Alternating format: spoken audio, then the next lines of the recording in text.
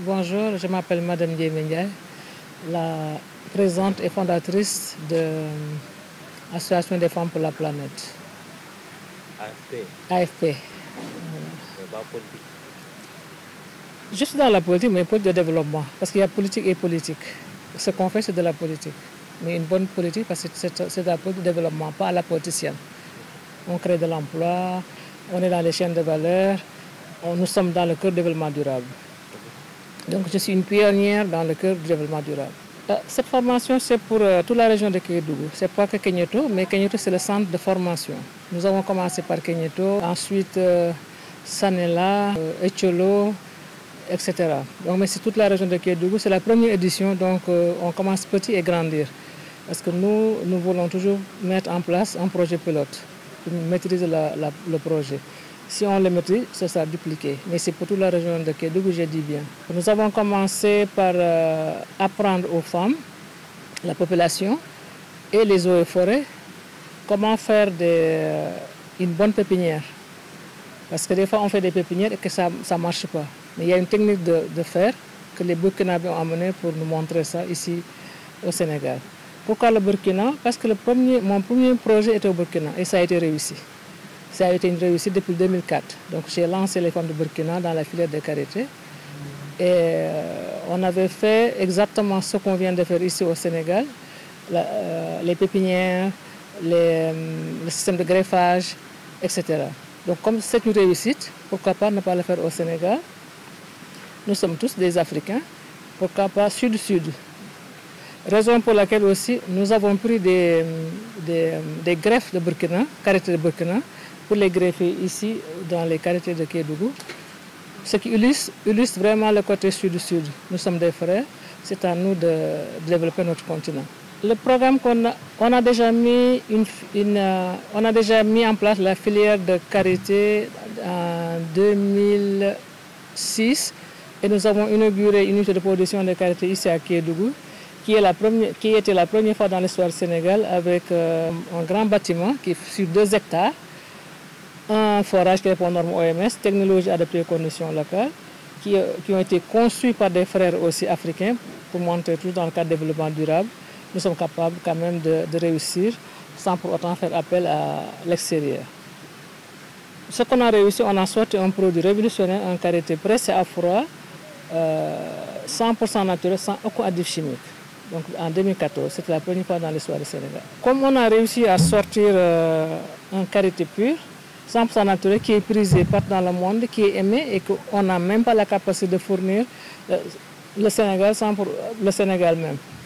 Et dans notre site, les déchets sont recyclés en charbon vert. Pour réussir vraiment l'économie circulaire, nous voulons que notre karité, rien ne se perd. Ce qui nous a amené à faire les pépinières, pour pouvoir greffer les pépinières dans les arbres, pour avoir vraiment du karité abondant à Kédougou, non seulement qualitativement mais quantitativement. Donc le programme, c'est une femme, une pépinière, une famille, une pépinière, et un village, un espace agroforestier. Ça veut dire que chaque village doit donner un espace où non seulement on mettra des parcs de karité, mais aussi les espèces qui sont en voie de disparition. Parce que le karité, quand on sème une noix de karité, il va falloir attendre 20 ans pour que l'arbre apporte ses fruits. Et l'arbre vit 100 ans ou 100 ans et poussière. Donc je ne peux pas dire, je ne suis pas spécialisée des arbres, mais ce qui est sûr, il vit au moins 100 ans. Aujourd'hui, personne ne peut nous dire que les arbres de karité de Kédougou ont 99 ans même, ou 60 ans, ou 50 ans. Ce qui nous a amené à vouloir maintenant faire un programme national, une femme, un arbre, comme je viens de dire, une famille, une pépinière, et un espace agroforestier où on mettra les parcs de karité pour toute la région de Kédougou, et puis pour les espèces qui sont en voie de disparition. Aujourd'hui, personne ne peut nous dire quelle est la capacité globale de production de karité de Kédougou. Tandis que Burkina, on le sait. Raison pour laquelle, si chaque femme approprie son arbre, ses pépinières, et qu'elle saura non seulement sa production, et statistiquement, on saura la production globale de Kédougou, qui est vraiment le travail du ministère de l'environnement ou bien les eaux et forêts. Donc nous, on est associés maintenant, on a associé les eaux et forêts dans notre programme parce que c'est eux qui vont faire le suivi et évaluation. Absolument, parce qu'on a un programme pour les jeunes qui sont en difficulté, les femmes et les personnes handicapées. Donc nous sommes vraiment dans le business social solidaire. Je dis bien, sous la marque de Carité Diamant. Carité Diamant, c'est une marque qui incarne qualité, humanité, votre bien-être. Pourquoi qualité? C'est la maîtrise de la chaîne de valeur que je viens de vous dire. Du village jusqu'à l'international, c'est moi qui suis toute la production. Je donne les formations aux femmes sur les bonnes pratiques, comment cueillir, comment bouillir, etc., jusqu'à avoir un produit fini qui répond aux normes européennes. Humanité, le nombre de femmes et jeunes qui sont autour de ce projet, j'en passe. Parce qu'il faut faire et laisser dire. Humanité, bien-être, ce que je viens de faire. La chaîne de valeur, la production, le recyclage des déchets et maintenant les pépinières qu'on a mises en place pour ces femmes et que les pépinières vont grandir jusqu'à avoir peut-être 2 ans ou 2 ans ou 3 ans et on les greffe sur les arbres qui sont vieux, qui sont en voie de disparition. Donc vraiment nous ne sommes pas que dans l'économie inclusive, mais plutôt circulaire. Parce que dans Carité Diamant, dans tout ce qu'on fait, rien ne se perd, tout se recycle, tout se transforme. Et nous sommes, comme je vous ai bien dit, nous sommes vraiment dans les chaînes de valeur. C'est quoi la chaîne de valeur déjà? Développement, transformation, valorisation et commercialisation. Donc chaque étape, il y a une création d'emploi. D'où les jeunes sont dedans. Parce que nous, notre leitmotiv, c'est de fixer les jeunes dans le pays, dans les villages, pour limiter l'immigration clandestine et l'exode rural. Un jeune, tu lui dis qu'il a un complexe parce qu'il n'a pas fait des études, il pense qu'il n'a pas de chance, tu lui dis reste au pays, ne va pas en Europe, et toi tu es en Europe, il dit mais qu'est-ce que cette personne veut me dire? Lui, il est là-bas, et moi je suis là, il me dit qu'il ne vient pas. Mais il faut lui montrer pourquoi il doit rester. Parce que Dieu nous a donné tout pour réussir ici. On a des ressources humaines, on a des ressources naturelles. Regardez, tout ça, c'est de l'économie.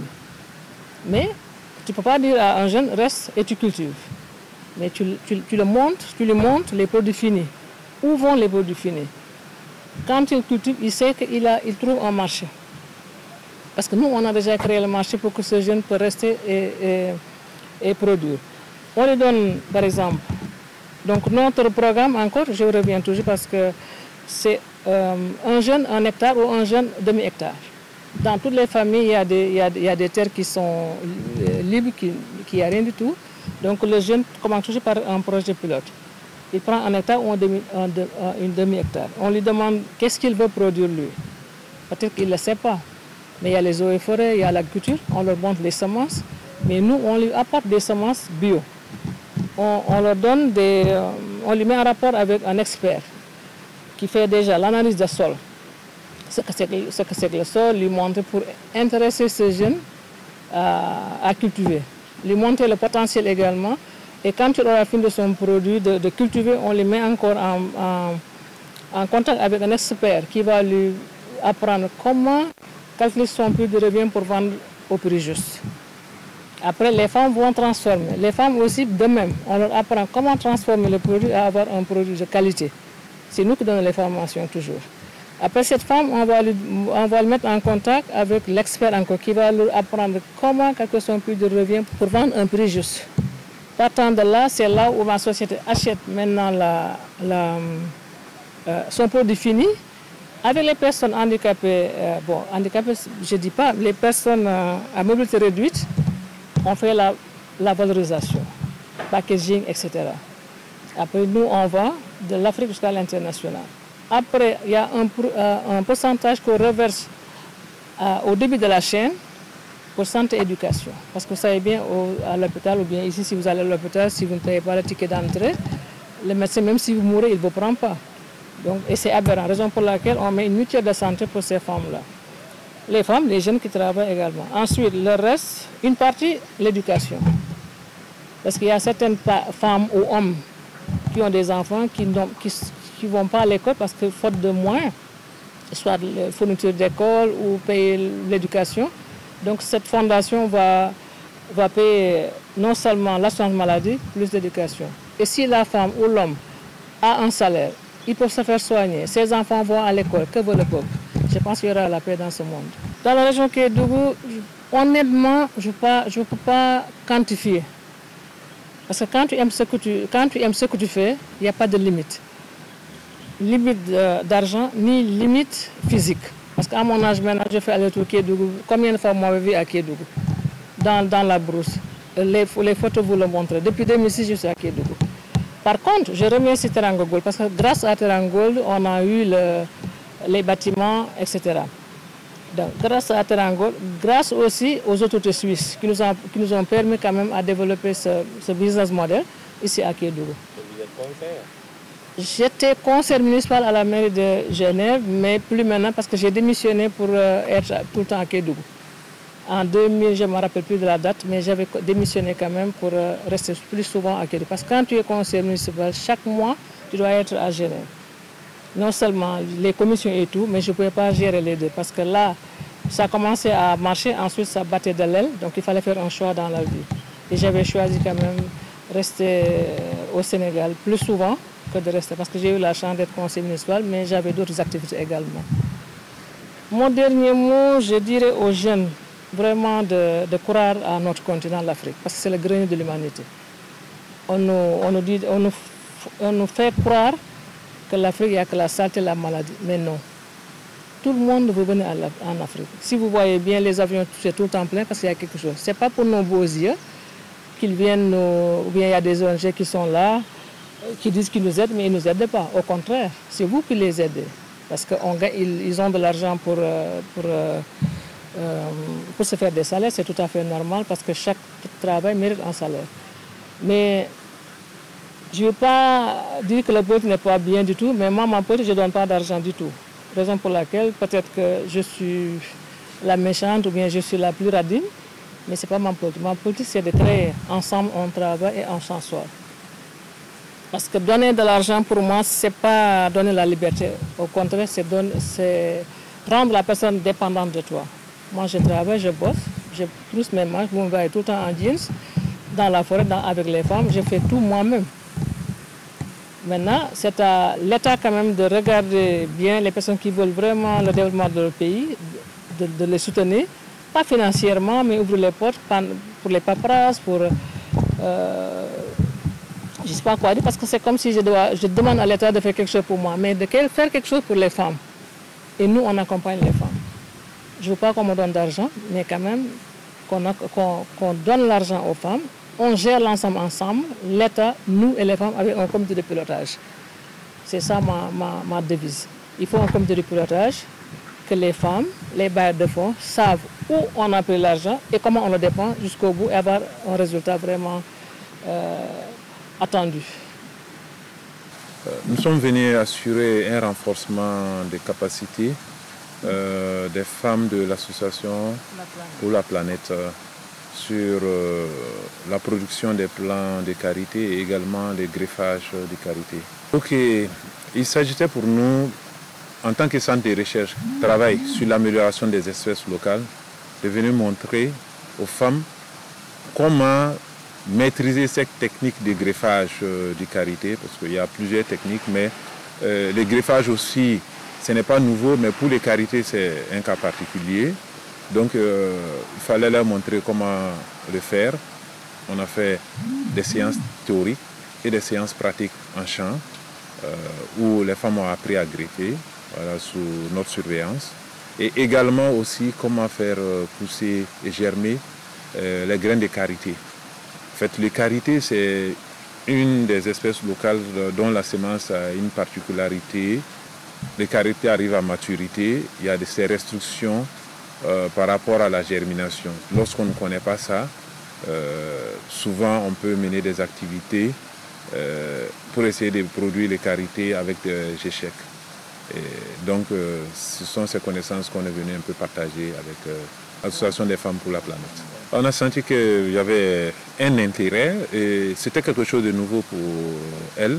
Donc il y avait cet engouement En tout cas, il y a un intérêt autour de l'arbre à karité. Il y avait aussi un intérêt autour des pratiques. Et on sent une volonté, en tout cas, de développer cette filière.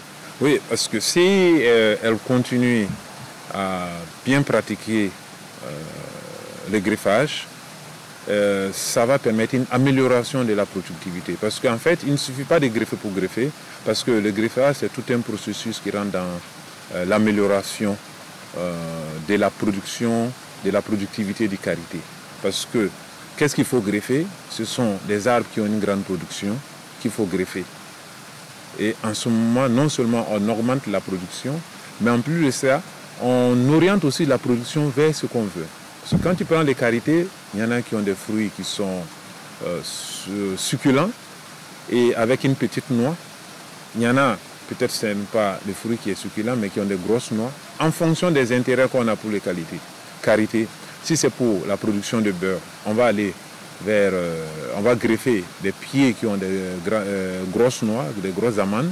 Si c'est pour les fruits, on va greffer des arbres qui ont des fruits qui sont succulents.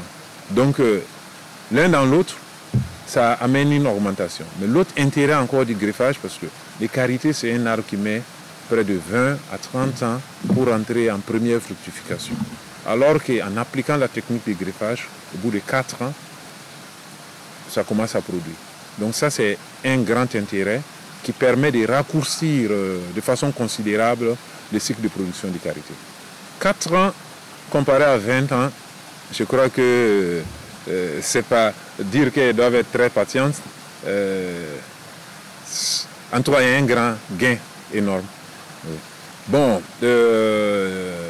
c'est une question que nous allons discuter avec l'Association des femmes pour la planète, voilà, parce que c'est notre première venue.